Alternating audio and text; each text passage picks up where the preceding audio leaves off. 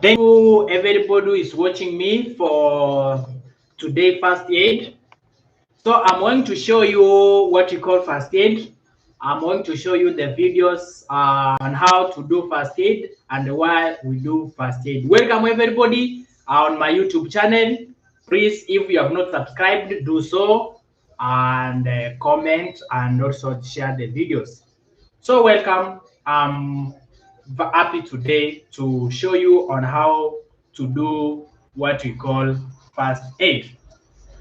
So from the beginning, why want to know what's first aid? First aid is a first treatment that is given to the casualty. Is the first treatment that is given to the casualty before taken to hospital. So in this case, I'm going to show you who is a casualty and who is a patient. Who is a casualty, for example? The casualty is the person who is the person that is injured and that person has not been taken to hospital in that particular case. When we say a patient, already you are in a you have gotten what you call the medical attention. Already you are under the medical attention from the hospital. So that's how we differentiate between casualty and the patient. Another thing I want to show you is what we call another thing that I want to show you is why do we do first aid? One thing, we do first aid to avoid further injury. That's number one. Number two, we do first aid to prevent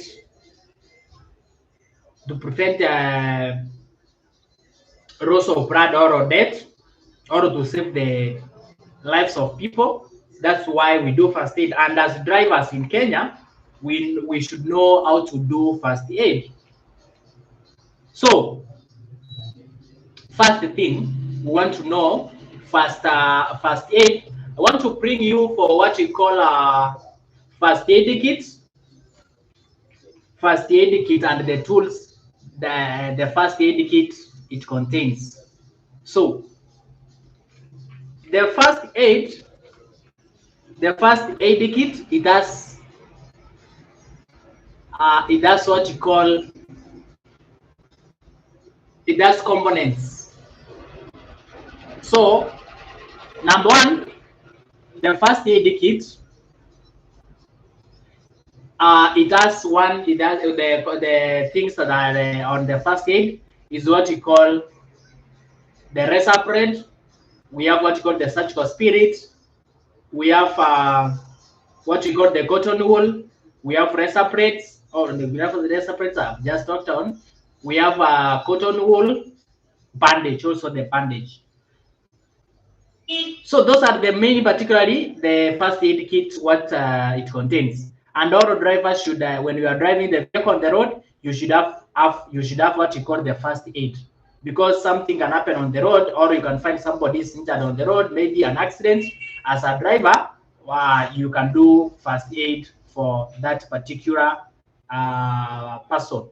So those are the components of what you call the first aid, and why we do it. So I'm going to show you from St. John's Ambulance here, St. John's Ambulance on YouTube, so that we see how to work with what you call the first aid. I want to show you here from St. John's Ambulance how we do first aid here.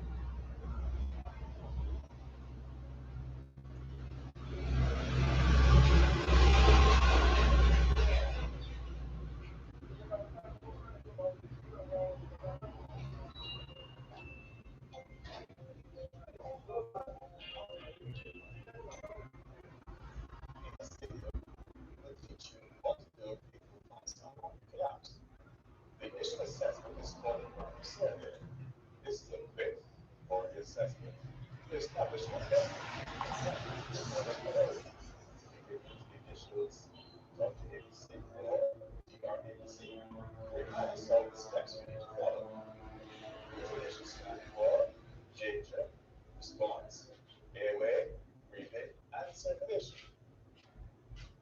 So, when I see a casualty first, I'm going to check for my condition to make sure it's safe for me to approach them.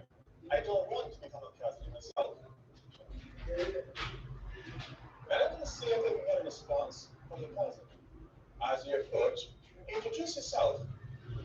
Ask some questions until you get a response. If they're alert and don't respond to your voice, you'll not be silent and gently shake their shoulders. Hello, Amy. It's Winston. Can you hear me? Open your eyes. Still a response. You can pinch their elbow to see if they respond to pain. Depending on how the cat responds to you, will establish a level of response. Use the ABPU scale, and each letter can represent the casualty's level of response. A. Alert. B. Response to voice. P. Response to pain. And U is the casualty unresponsive to stimuli. If there's still no response, they're unresponsive. You need to check their way. Is the casualty alert and speaking to you? You know that there's no problem with the airway. It is clear. If the casualty is unresponsive, open the airway by putting one hand on the forehead and gently tilting the head back with 2 fingers under the chin. Now we need to check to see if they are breathing normally. We do this by placing our hair and chin over their ears and send the chest rise to pause. We do this for 10 seconds.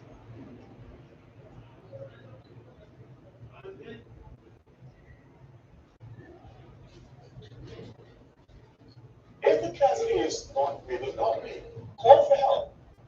Ask them to call 999 or 112 for emergency help and bring an AED. If you are alone, call for emergency help using a mobile on speakerphone and begin CPR and chest compressions. Casualty is breathing normally, so I'm going to check their circulation. Are there any signs of severe bleeding? Look and check on the body.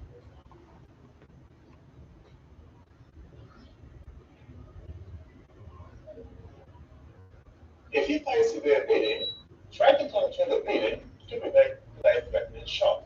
Call 999 or 112 for emergency help before continuing to treat the casualty. You may also need a treatment for shock. I've established that my casualty is not bleeding.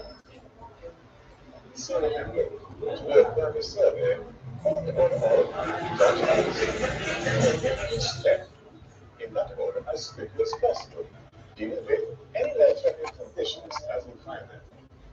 Call for emergency help, call 999 or 112. And that's how we perform a practice survey. If this video has been helpful to you, come support St. John Adventist by going to sja.org.uk/donate.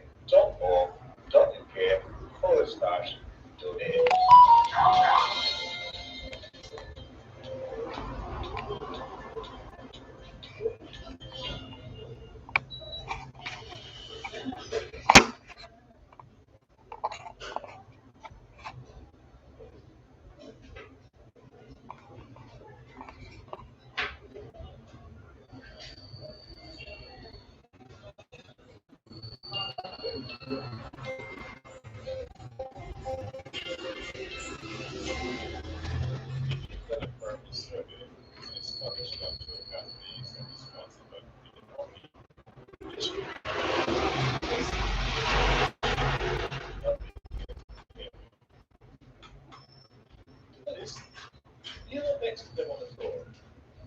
Remove your glasses and insert the objects in the pockets that do not seriously pocket or small items.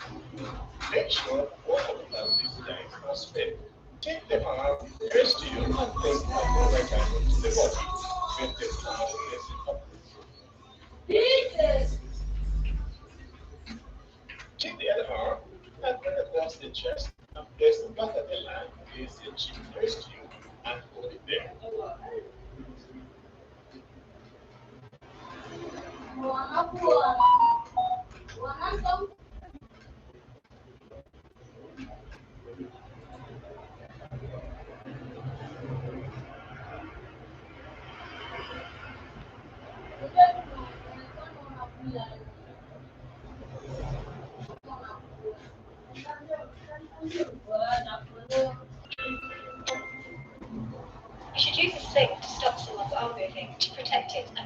further damage. There are two types of sling, an arm sling and an elevation sling, and both can be made using the triangular bandage.